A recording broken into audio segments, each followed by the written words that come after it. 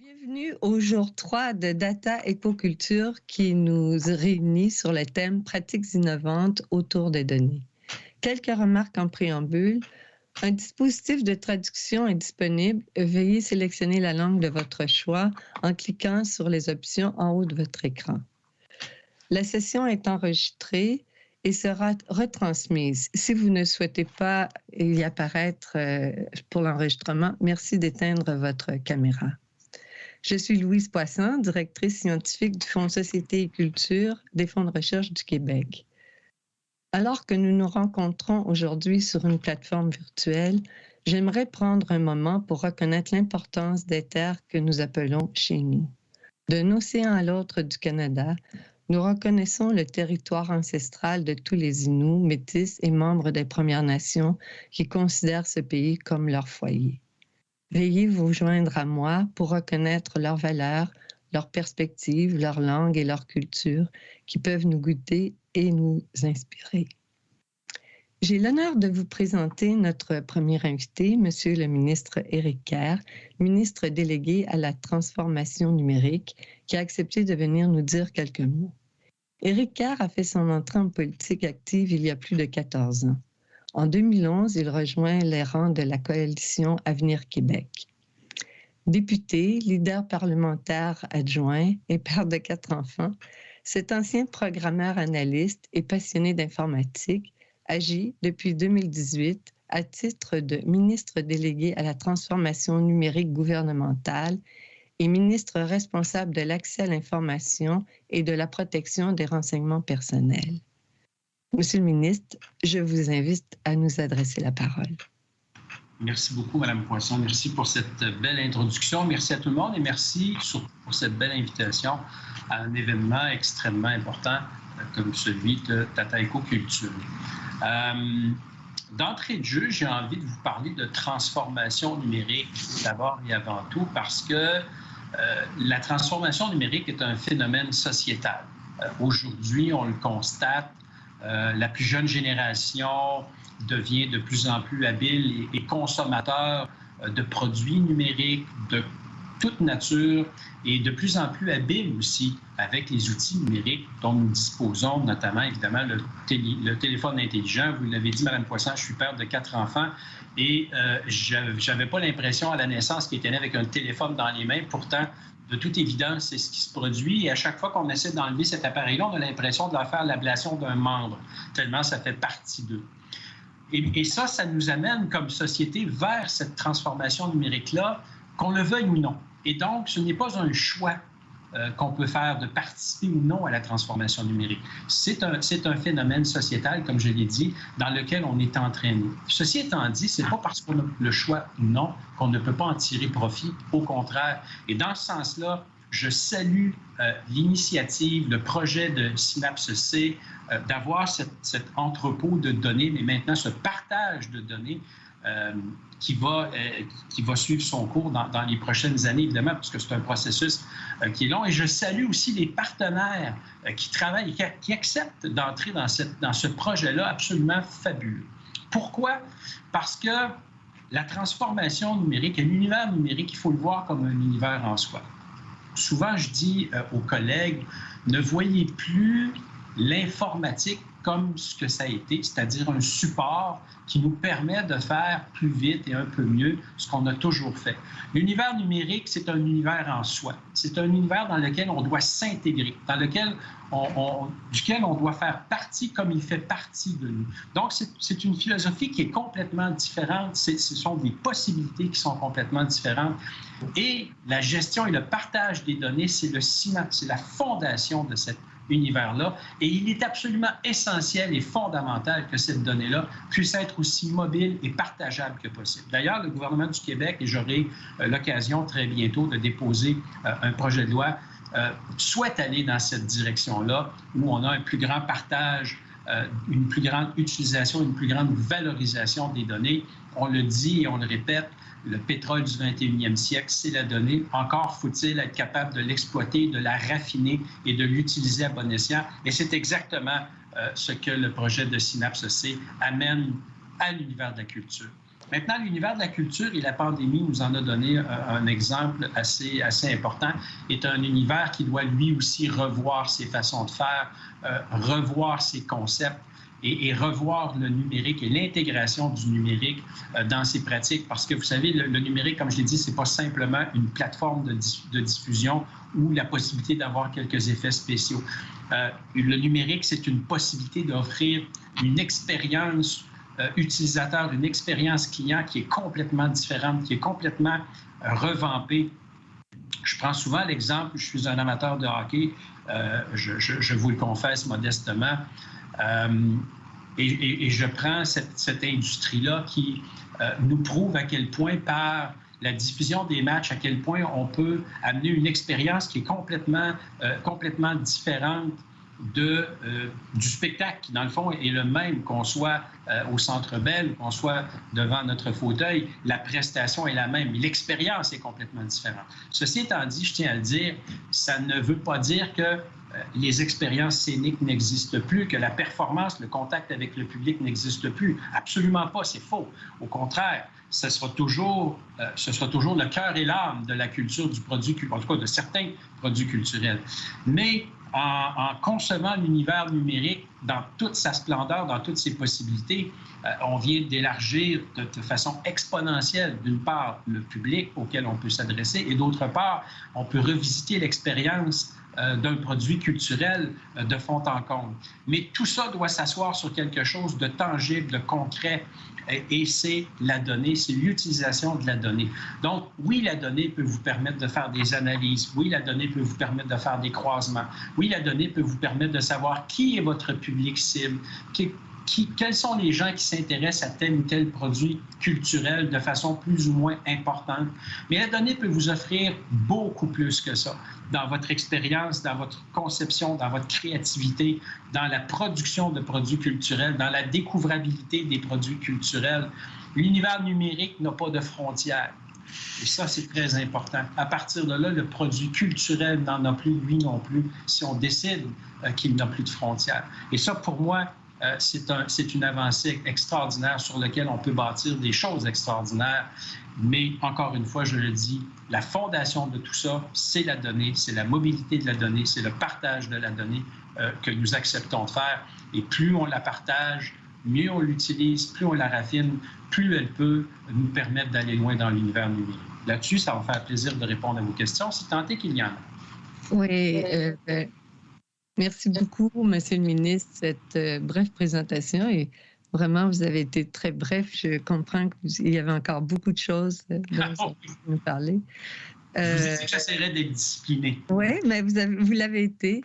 En tout cas, ça nous donne une très bonne idée de l'importance que vous accordez à ce domaine, puis à l'impulsion que vous souhaitez lui donner. Et je suis très heureuse d'entendre qu'il va y avoir prochainement un projet de loi qui va être déposé sur ces questions-là. J'ai quelques questions à vous poser. Dans votre stratégie 2019-2023, il est entre autres question de l'évolution des lois et des règlements. On sait que la découvrabilité des contenus francophones et québécois pose un grand défi sur les plateformes numériques, Netflix, Amazon, etc. Envisagez-vous intervenir ou conjuguer vos efforts avec ceux du fédéral ou d'autres pays, la France notamment, en vue de revoir les réglementations ou de développer des actions pour faciliter l'accès aux contenus québécois et canadiens?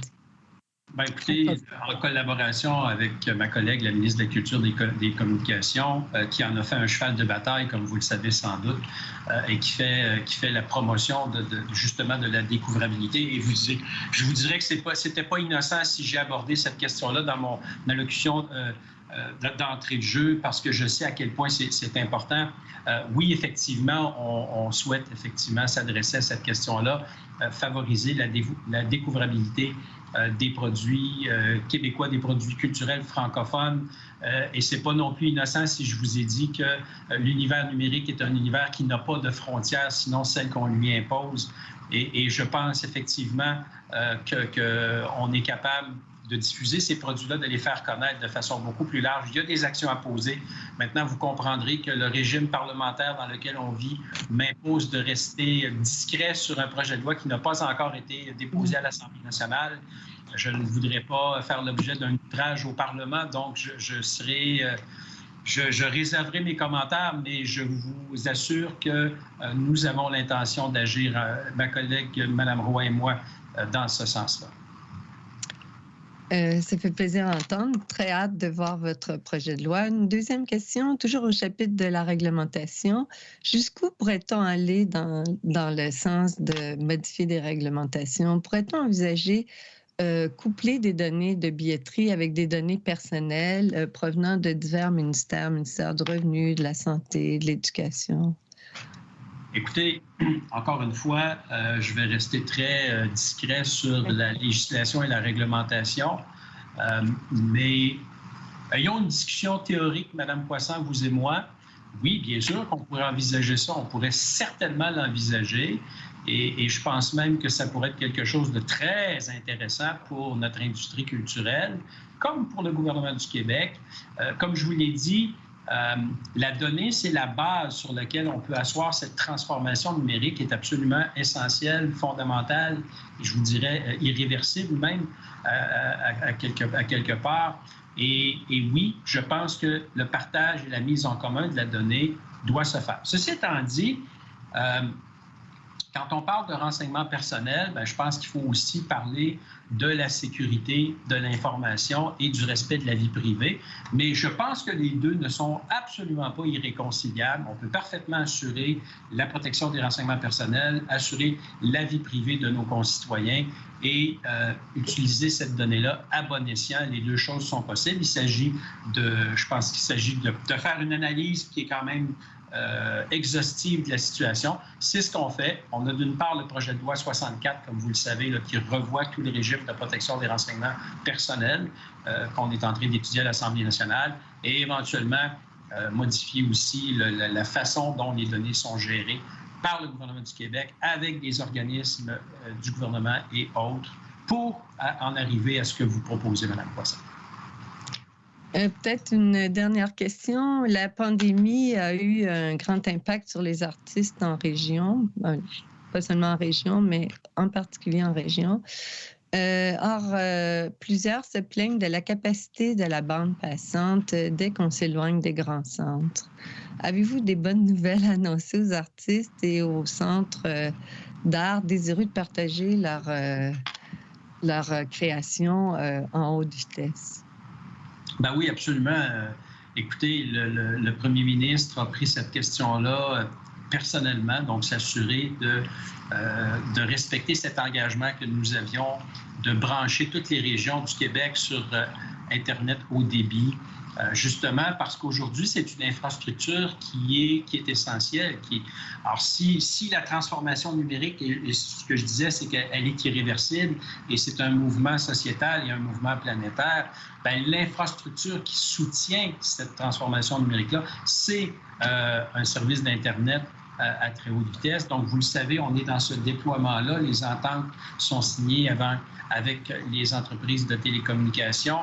Vous savez aussi que le gouvernement du Québec a été partenaire d'un développement de Telsat, c'est-à-dire des satellites en basse altitude qui permettent d'avoir aussi une connexion Internet haut débit avec une performance très acceptable, en fait, qui se compare à la fibre optique.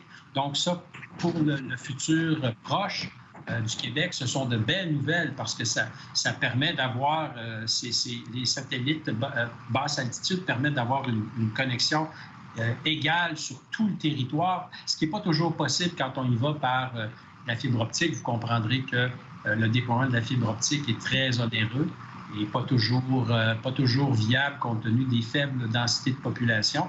Alors, cette autre façon-là d'assurer un service Internet pourrait être une solution et une réponse à cette problématique-là à court et moyen terme. Et je pense que ça va faire plaisir à beaucoup de collègues, d'amis, artistes et en fait de personnes qui veulent participer à cette culture-là, s'y inscrire. Et la question de l'inclusivité est aussi une question technologique, hein, d'accès à la technologie. Et c'est vrai que dans des grands territoires comme le Québec, on n'est pas partout, et pour le moment également, desservi. Écoutez, hélas, Monsieur le ministre, c'est tout le temps que nous avions. Mais avant de nous séparer, j'aimerais vous transmettre les chaleureuses salutations de la directrice générale de Synapsé, Diane de Courcy, qui est sans doute en train de nous écouter en ce moment. Et je vous remercie encore une fois d'avoir pris le temps de venir échanger avec nous sur ce dossier incontournable pour l'avenir de la culture au Québec. Bien, merci de l'aimable invitation, puis je vous souhaite une bonne fin d'événement à tout le monde. Merci. Merci. Je me tourne maintenant vers François-William Croteau, maire de l'arrondissement Rosemont-la-Petite-Patrie depuis 2009. Depuis 2017, il est aussi membre du comité exécutif de la Ville de Montréal en tant que responsable de la ville intelligente, des technologies de l'information, de l'innovation et de l'enseignement supérieur. Il a aussi mis en place le Laboratoire d'innovation urbaine de Montréal, ville qui a remporté en 2019 le concours Défi des villes intelligentes du Canada. Monsieur Croteau, je vous cède la parole. Merci beaucoup, Madame Poisson. Bonjour à toutes et à tous. Merci de l'invitation ce matin à participer à cet événement important, mise en valeur des données au bénéfice de la culture. Et vous savez, c'est un élément fondamental pour Montréal, mais pour les villes de la planète. Lorsque nous discutons, nous parlons de l'utilisation des données, mais aujourd'hui, plus spécifiquement, les données qui peuvent nous aider à améliorer la création artistique, mais aussi l'accès à la culture de façon plus globale et plus générale. Et j'aimerais vous adresser donc ce matin la parole sur deux éléments qui nous semblent à Montréal fondamentaux, c'est-à-dire tout d'abord justement la question de la créativité, de l'innovation à partir des données, mais aussi la question plus citoyenne d'accès à la connaissance, à l'accès à la culture, la médiation sociale qui est un autre élément important et qui sous-tend plusieurs problématiques auxquelles on fait face dans une ville comme Montréal et d'autant plus en cette période de pandémie qui soulève certaines problématiques qui étaient déjà sous-jacentes et auxquelles maintenant on a à adresser rapidement des solutions. Alors, si vous me permettez tout d'abord sur la question de l'innovation et la créativité, c'est fondamental qu'une ville comme Montréal puisse collaborer à ces éléments qui sont au cœur de la création artistique. La donnée est une ressource de plus en plus utilisée dans la créativité, dans l'innovation. Et c'est pourquoi il faut, comme ville, qu'on donne l'exemple et qu'on puisse mettre en place une structure informatique qui donne accès à plus de données, mais aussi qu'on valorise la donnée, sa capacité d'accès et qu'on travaille avec les différents partenaires des milieux pour établir une stratégie collective d'accès à cette donnée. Bien entendu, on parle souvent de la donnée ouverte qui est de plus en plus nécessaire et qui est un incontournable, mais encore faut-il s'assurer, lorsqu'on met en place une structure de données ouvertes, qu'on vienne mettre les structures, les paramètres de protection nécessaires à ces données informatiques qui peuvent être détournés de leur but et leur objectif principal. Naturellement, la protection aussi des données personnelles est fondamentale dans cette gestion des données.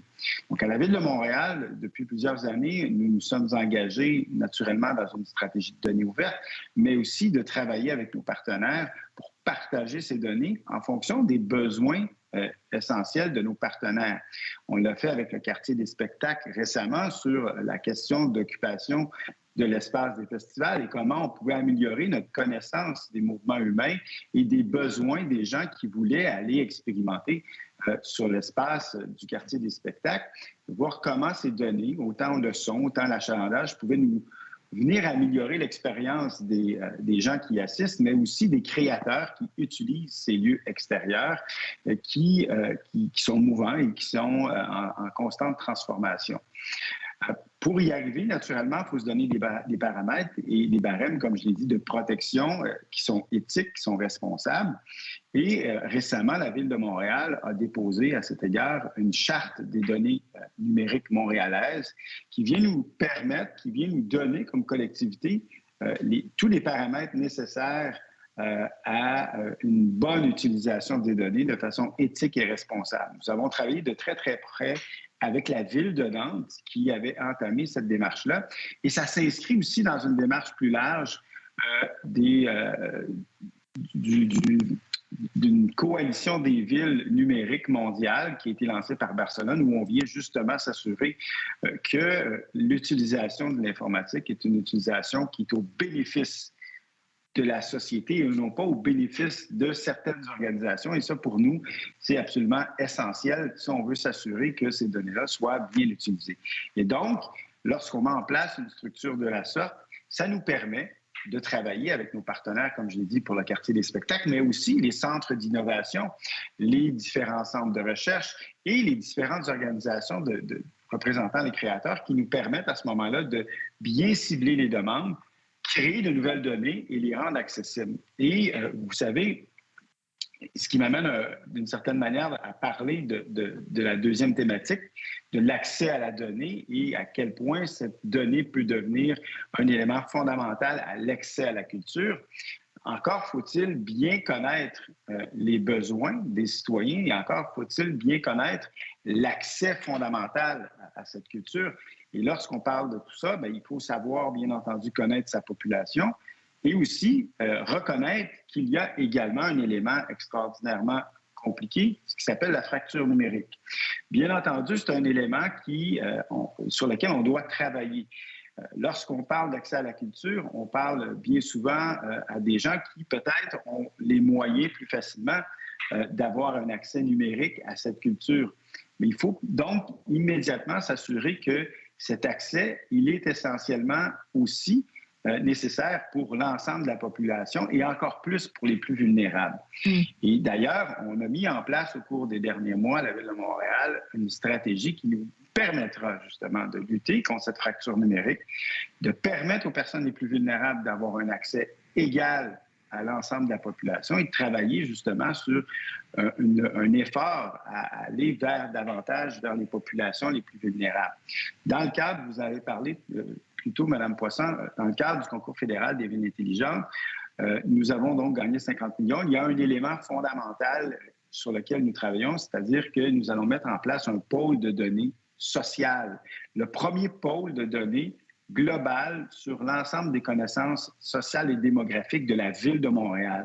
Ce pôle de données va être accessible à l'ensemble des acteurs des communautés partout sur le territoire et ça va être en données ouvertes, c'est-à-dire que l'ensemble des partenaires, qu'ils soient culturels, en développement social, pourront utiliser ces données-là et vont aider les organismes qui aident à la médiation culturelle localement à pouvoir donner accès aux personnes qui n'en ont pas habituellement par l'intermédiaire de nos infrastructures municipales ou tout autre type d'infrastructure.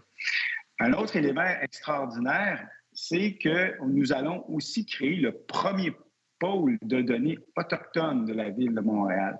Ce qui va être extraordinaire, c'est que nous allons enfin avoir les données réelles sur les communautés qui habitent le territoire, leurs besoins, leur vitalité et nous aider à mieux les accompagner et à travailler ensemble conjointement à ce que nous avons entamé, cette réconciliation déjà il y a plusieurs années.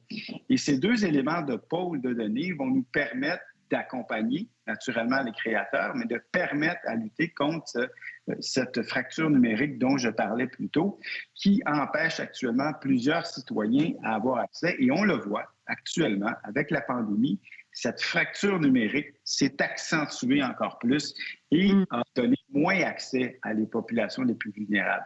On a des données qui nous ont démontré d'ailleurs, à la Ville de Montréal, que les endroits où il y a le moins d'infrastructures numériques, le moins d'infrastructures municipales, ce sont là où se sont situées les personnes qui habitent, les personnes les plus vulnérables dans certains secteurs de la ville, et là où il y a aussi les plus hauts taux de contamination à la COVID. Donc, vous voyez, lorsqu'on croise ces données fondamentales, on est capable de mieux cibler là où on peut intervenir en priorité et aider les personnes. Donc, lorsqu'on parle d'accès à la culture, il faut travailler avec ces données sociales pour nous permettre de mieux intervenir et accompagner les personnes et aider ceux qui en ont réellement besoin. Donc, vous voyez, Montréal a mis en place une double stratégie, une stratégie de mise en place d'une structure essentielle à la diffusion des données, à sa gestion et à sa gouvernance, et d'autre part, une mise en place d'une structure qui nous permet une meilleure accessibilité de façon éthique et responsable et qui répond avant tout aux besoins des plus vulnérables. Voilà.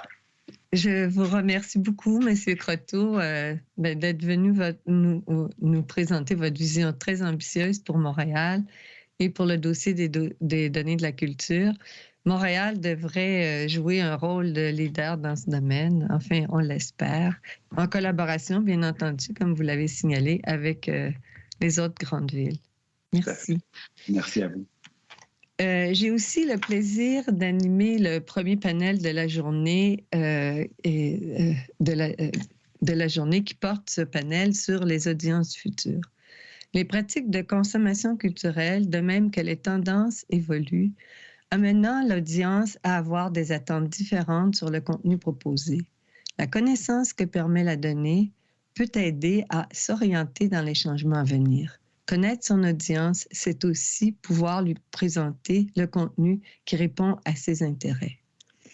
Notre panel réunit 3 spécialistes que je vous présente sans plus tarder. Krista Dickinson est la directrice générale et chef de la direction de Téléfilm Canada. Elle a plus de 2 décennies d'expérience en télévision, télécommunication et en médias numériques interactifs, ayant travaillé à CTV, CPAC, chez Rogers et à Interactive Ontario.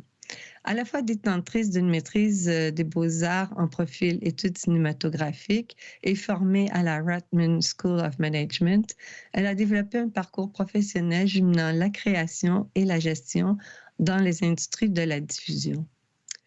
Le deuxième invité, Matt Locke, a fondé StoryThings en 2011, où il dirige les opérations ainsi que les projets de production exécutifs pour des clients tels que la BBC, PBS, la Fondation Bill et Melinda Gates et le Wellcome Trust. Auparavant, il avait occupé des rôles de responsable de l'innovation à la BBC et de responsable de la multiplateforme à Channel 4. Il a également lancé le projet Public Media Stack, dont il va nous parler, et il écrit actuellement un livre sur l'histoire des métriques de l'attention, How to Measure Ghosts. Et la troisième intervenante, Anna Serrano, est présidente et vice-chancelière de l'OCAD à Toronto. Elle était auparavant Chief Digital Officer du Canadian Film Centre, où elle a implanté un Media Lab. Pendant plus de 20 ans, elle a créé des alliances stratégiques avec différents réseaux de l'industrie du numérique et avec des leaders créatifs. Signalons qu'elle s'est méritée de nombreux prix dans les domaines du cinéma, du théâtre et des médias et qu'elle a reçu le titre de chevalier de l'Ordre des arts et des lettres du gouvernement français. J'ai une première question pour vous, Krista.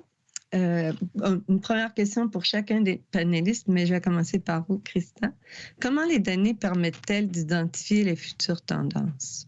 Oui, merci Madame Poisson. Je suis ravie d'être des vôtres. Je vais vous donner un petit peu de contexte sur Téléfilm en français, puis après je vais répondre directement en anglais à la question. Donc, en quelques mots, Téléfilm Canada, c'est une institution qui est au cœur de l'industrie audiovisuelle, voilà maintenant 50 ans. Nous sommes, Téléfilm Canada, une société d'État fédéral ayant pour mandat de favoriser puis aussi d'encourager le développement de l'industrie audiovisuelle canadienne. Donc, on le fait dans 4 champs principaux d'intervention. L'octroi de soutien financier, ça va de soi, pour le développement et puis la diffusion du contenu canadien. Et puis avec ça, le deuxième volet, c'est vraiment la promotion des talents et des contenus canadiens. Le troisième, c'est la gestion des accords de coproduction au nom du gouvernement canadien. Et puis finalement, on administre les programmes de financement du Fonds des médias du Canada. So let me delve in now. The context of who Telefilm Canada is. Alors, le contexte de Film Canada. Donc, le contexte est très complexe et on s'est vraiment plongé là-dedans il y a 50 ans. Et il y a quelques années, on a décidé d'atteindre la parité d'ici 2020, ce qu'on a réussi à faire. Et l'idée, c'était de recueillir des données basées sur le genre. Et on l'a fait autour de producteurs, créateurs et scénaristes. Donc, c'était notre point de départ. Ensuite, on est passé en 2017 à se pencher sur comment recueillir des données parmi les créateurs autochtones. Et c'était le résultat direct de conversations qui se sont tenues avec les communautés autochtones. Ce qu'on a constaté pendant ces dernières années, et on a travaillé plus activement dans cette direction, on s'est rendu compte de combien c'est important et de combien ça façonne nos décisions sur la façon dont on approche un programme. Donc, d'une perspective interne, quelle est la tendance? Quelles sont les raisons qui nous poussent à faire cela? Donc, les données sont utiles dans le sens qu'elles nous permettent de mieux comprendre qui on dessert, mais également comprendre qui compose cet écosystème. Et ça nous amène à des efforts bien ciblés pour améliorer l'administration et la gestion des fonds. Donc, on a la responsabilité de cette gestion par rapport aux services publics et donc créer un système de feedback avec les clients actuels et les clients futurs. Donc, c'est une opportunité de conversation, d'échange et en fait de mieux comprendre les besoins.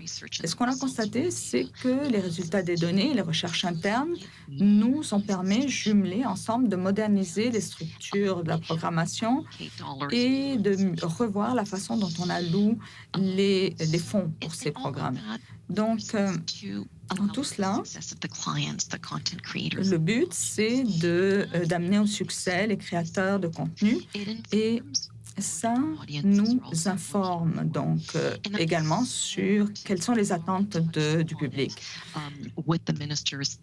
Maintenant, dans l'intervention d'une ministre, on a bien entendu parler de la diversité. Alors, on entend tous parler de diversité de public, mais diversité également d'histoires qu'on a racontées. Et donc, les gens veulent se voir reflétés dans ces histoires, dans ces contenus, et c'est naturel, c'est tout à fait compréhensible. Et donc, grâce à ces données, des organisations comme la nôtre et d'autres sont en mesure de comprendre les habitudes des publics et où est-ce que les gens s'en vont pour voir les films. Donc, la découvrabilité, ça nous amène à cet aspect-là. Que ce soit les films québécois ou canadiens, on les a vus en compétition, en concurrence avec des grands titres de Hollywood aussi. Et ils agissent maintenant dans le même espace, ils évoluent dans le même espace. Donc, ça veut dire que un quart du visionnement est dédié à des films québécois ici. Ça, c'est un des résultats qui est ressorti de nos études de public qui était réalisé par Léger. Donc, la découvrabilité est très, très complexe aujourd'hui. À combien de plateformes êtes-vous enregistré? Probablement plusieurs. Donc, le téléphone a lancé une plateforme qui s'appelle Seedle. Tout le monde l'a vu. Donc, je vous encourage à aller voir le site web de Téléfilm. Et c'est une plateforme qu'on a réalisée en partenariat parce que la découvrabilité, c'est une question de partenariat. Donc, Radio-Canada, Crave, Apple. Et l'idée, c'est vraiment de faciliter la vie pour les Canadiens pour qu'ils puissent trouver et visionner le contenu de leur choix. Les distributeurs québécois Nous avons aussi Aime ton cinéma. C'est un outil qui est super. Et puis, c'est vraiment dédié au contenu francophone du Québec. Et puis, à ce point, Mathieu Perrault de Téléfilm est sur un panel plus tard cet après-midi, vous donnera encore plus d'infos sur comment on regarde à nos données. J'espère que ça répond à la question, Louise. Oui, très bien. Puis on va être très intéressant et on va certainement en reparler là au cours de ce panel. Matt, pouvez-vous nous parler des changements majeurs qui affectent les comportements des audiences? En fait, ce que vous avez pu étudier ou observer? Yes. Oui, alors, quand je pense au changement de public, j'aime bien prendre un peu de recul parce que la technologie évolue extrêmement vite et les changements sont plus rapides. Alors, si on regarde les transformations dont on a entendu parler maintenant, il y a des éléments qui ressortent. La première partie, depuis 1996 à 2006, c'est l'utilisation de la recherche. Donc, on a appris comment utiliser les outils de recherche, comment évaluer les résultats qui ressortent et à utiliser cela pour naviguer dans l'information. Donc, ça, c'est des compétences qu'on n'avait pas vraiment développées, qu'on n'avait pas appliquées hors de, par exemple, les recherches classiques. Alors que maintenant, c'est une capacité que tout le monde a. Et donc, en tant que consommateur, on a besoin de cette compétence qu'on a développée partout. La deuxième compétence qu'on a développée, c'est développée à partir de 2006, je dirais, avec le développement des iPhones et des autres téléphones aussi. Et c'est la capacité de prendre des décisions sur quand et où on va utiliser certaines plateformes pour s'engager avec les médias, avec les histoires qu'on va écouter ou visionner. Maintenant, le calendrier, c'est relativement récent. Le concept de s'organiser au niveau des horaires, des calendriers, ça remonte au 19e siècle. Et on l'a vu utilisé par la radio, la télé ensuite. Et puis, finalement, ça s'est étendu à la sphère publique et ça... en fait, ça façonne notre façon de fonctionner. Le fait que la plupart d'entre nous voyons les mêmes choses à la même heure a un effet majeur sur la consommation de la culture. Et maintenant, pendant ces 10-15 dernières années, ça a complètement changé. Et donc, maintenant, on a davantage d'influence, on a davantage de contrôle sur notre propre cédule et également les produits que l'on choisit de visionner ou de consommer culturellement rentrent dans cette nouvelle approche. Et c'est absolument lié à notre capacité de prendre des décisions par rapport à nos disponibilités. Donc, la quantité de données qui a été utilisée pour prendre des décisions énormes dans l'industrie des médias était basée sur des petits échantillons de public, en fait. Et cette industrie énorme s'est bâtie autour de l'utilisation de l'analyse de ces données. Et pendant ces dernières années, on a vu une augmentation exponentielle, même pas plus qu'exponentielle, des données, du recueil de données. Donc, pratiquement, tout ce qu'on fait en ligne, c'est le rêve de pouvoir le suivre et pouvoir analyser ces données-là pour prendre des décisions d'affaires en conséquence. Donc, ça, il y a une cinquantaine d'années, c'était vraiment comme un rêve, alors que maintenant, on est dedans, on le vit. Donc,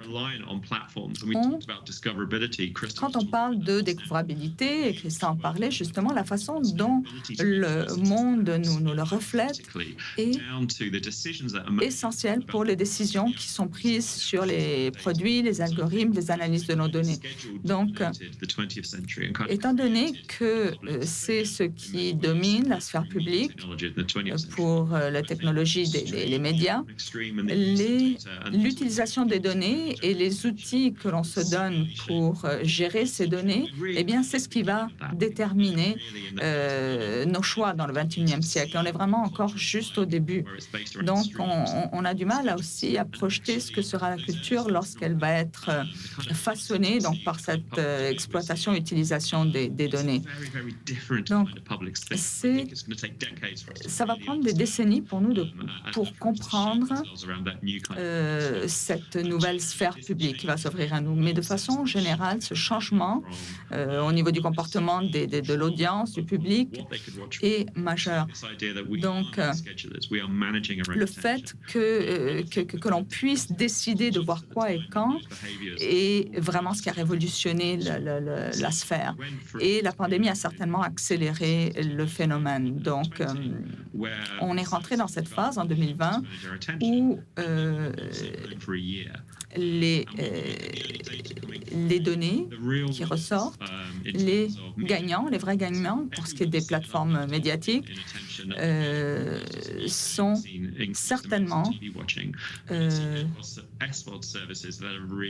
toute une série de services qui ont foisonné un peu partout. Donc, on a voulu rentrer dans ces espaces de narration comme Amazon et autres. Donc, on commence à voir les choses que les gens, à comprendre quelles sont les choses que les gens veulent voir là où, parce qu'ils ont de plus en plus le pouvoir d'imposer leur choix. Et ce virage est en train de s'accélérer. Thank you very much. We will certainly, merci beaucoup. On va certainement revenir plus tard sur ces différents points que vous avez soulevés. Anna? D'après vous, quels sont les enjeux éthiques entourant ces changements et la capitalisation sur les données? Parce que ça va certainement prolonger et recouper des choses qui viennent d'être annoncées là, par Christa et Matt.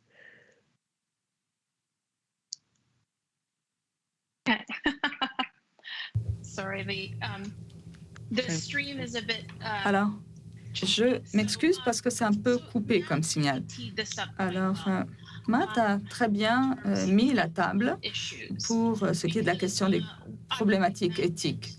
Parce que je ne pense peut-être pas que c'était l'intention, mais il ne faut pas oublier que les publics ne sont pas simplement ceux qui décident de l'organisation du contenu à l'extérieur des plateformes. C'est-à-dire le fait de céduler leur visionnement n'est pas neutre. Le geste que l'on pose quand on décide de programmer ce qu'on va voir n'est pas neutre. Cette action, ces gestes, ces choix sont déjà dictés par la technologie aussi.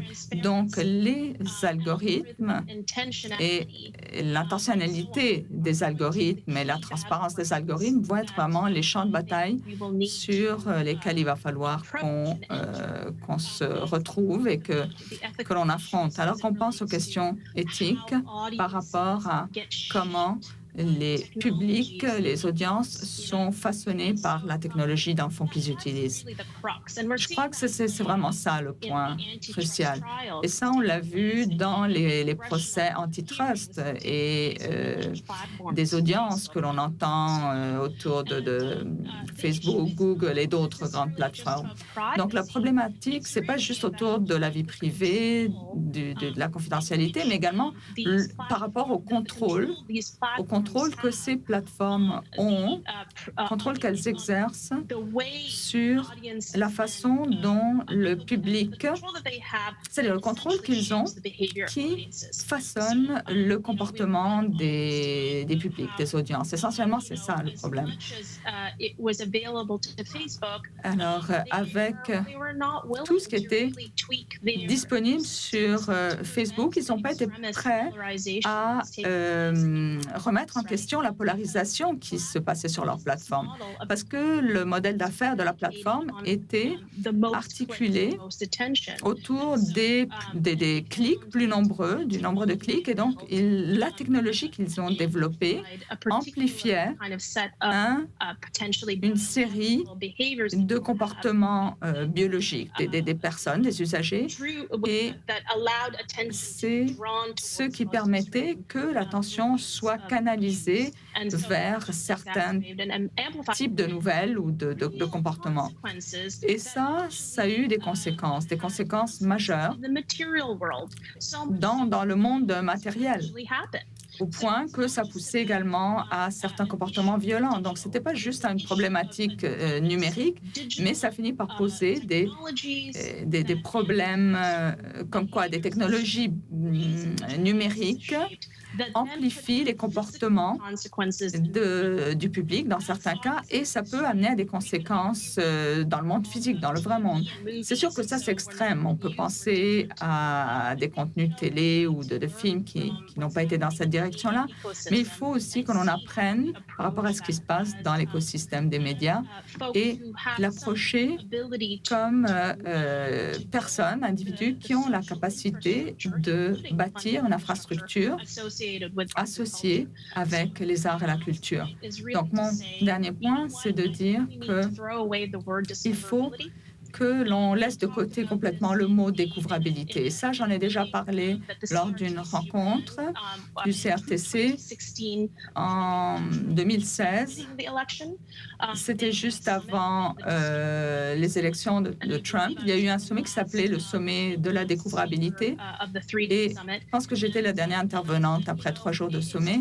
Et je disais, bon, il est temps que cette découvrabilité soit enterrée, parce qu'on doit parler davantage de reddition de comptes plutôt, donc surtout par rapport aux médias publics et aux institutions à but non lucratif, les universités comme les organismes comme celui que je gère. La reddition de comptes est cruciale et ça trait à la façon dont on commence à avoir un sens, comprendre l'intentionnalité par rapport à la sphère de public, d'audience que l'on veut créer.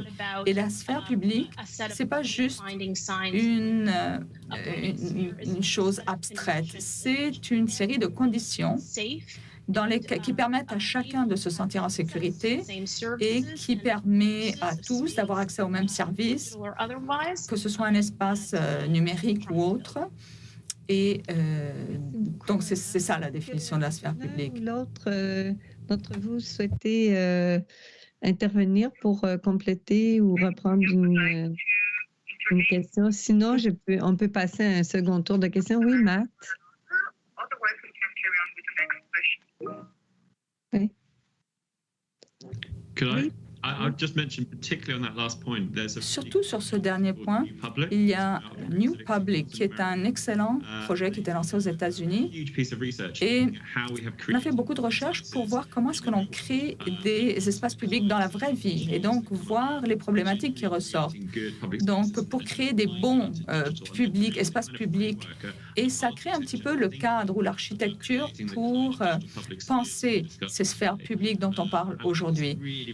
Et je pense que c'est un travail très intéressant. Il y a beaucoup de travail qui se déroule dans ce sens-là en ce moment. Comment créer des espaces publics. Et encore une fois, c'est une recherche très intéressante. C'est un espace très concret aussi, un cadre concret. Et je pense que ça peut inspirer beaucoup d'institutions publiques aussi. Oui, comme bon exemple de la façon dont cette analogie peut bien fonctionner. Une des choses dont on a tous parlé, qu'on parle déjà depuis plusieurs années, c'est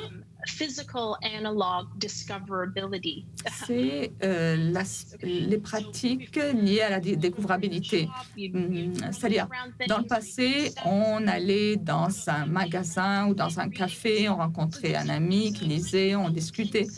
Donc, il y avait un sens de contact, de rencontre dans l'espace physique. Maintenant, quand on se penche sur les plateformes technologiques et médias qui ont remplacé les espaces de rencontre, ces échanges ne sont pas pris en compte. En fait, ils sont souvent effacés de ces espaces parce que c'est basé sur la prédiction de ce que les gens s'attendent ou veulent voir ou entendre. Parce que on perd peut-être l'aspect de l'inattendu. Donc, je crois que c'est un bon exemple de voir comment l'intention de ces plateformes et l'intention des médias publics et de la sphère publique étaient décalées. Et donc, il faut qu'on soit très conscient de ça. Et pour essayer de comprendre comment est-ce qu'on peut investir dans les médias et dans les formes de technologie qui vont commencer à prioriser les services publics pour créer cet espace public. Christa, peut-être que vous auriez quelques mots à dire sur les liens à téléfilm avec les médias sociaux, comment le téléfilm gère ou envisage ou organise tout ce domaine-là des médias sociaux qui fait aussi un peu compétition au film comme tel. Là. Je pense que c'est vraiment intéressant. Quand on pense à ce que Anna vient de dire sur la découvrabilité, et j'étais moi-même aussi, j'ai participé il y a 5 ans à ce sommet sur la découvrabilité. Donc, on parle de percer cette réalité. Et ce que je trouve très intéressant, et aussi par rapport à la pandémie qui a un petit peu accéléré les choses, qu'on s'est rendu compte, ce qu'on a réalisé, c'est qu'en tant qu'être humain, en tant qu'industrie, on est tous capables de s'adapter. Et on l'a vu et revu, quand il y a un défi, il y a aussi une opportunité. Donc, les médias sociaux, c'est intéressant de voir ce que le cinéma indépendant a fait aussi, alors qu'ils se sont lancés dans des expériences de cinéma virtuel. Donc, avec des plateformes différentes.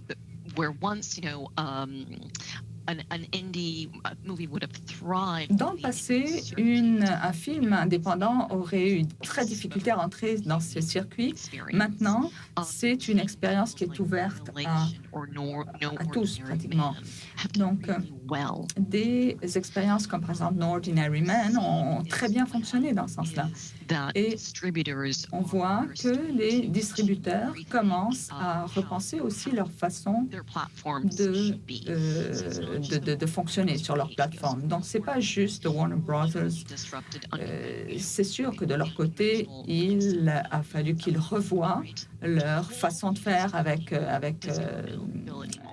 Wonder Woman. Donc, ils ont revu complètement leur modèle de découvrabilité. Mais on l'a vu encore cette semaine. Il y a eu des distributeurs qui ont lancé Mongrow. Et quand on parle des médias sociaux, la difficulté, c'est de voir comment est-ce que l'on peut répondre à notre mandat de s'assurer que le contenu canadien soit suivi autant chez nous qu'à l'étranger. C'est-à-dire comment on peut s'assurer qu'il puisse rayonner. Alors, pour revenir à la solution que je mentionnais avant, par rapport à la campagne Seedle ou cette plateforme qui est développé en partenariat. Le vrai défi, et c'est aussi une responsabilité pour Téléfilm de le faire, c'est que le contenu canadien n'a pas toujours les dollars de marketing pour être en compétition avec les homologues américains. Et il y a des différents niveaux de fatigue qui se sont révélés avec la pandémie, mais il y a aussi cette fatigue de continuer à chercher, de devoir toujours chercher sur le net. Alors, je vais dire quelque chose, ça pourrait paraître controversé, mais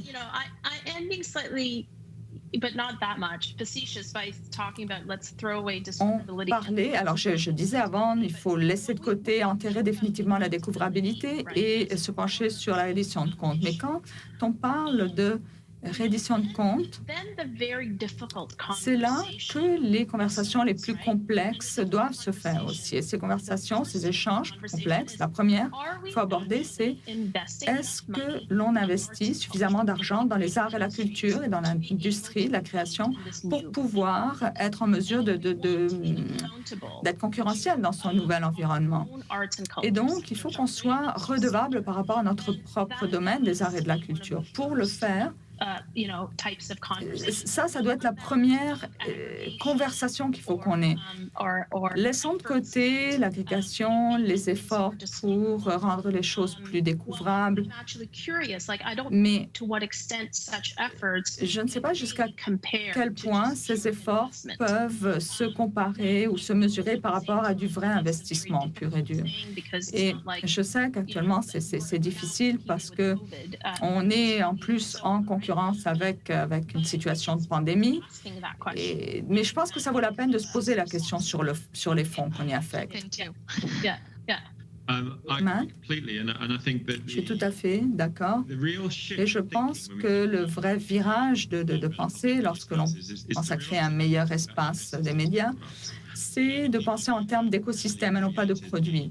Les gens qui ont créé les stacks intégrés verticalement depuis les nuages, stockage dans les nuages, etc.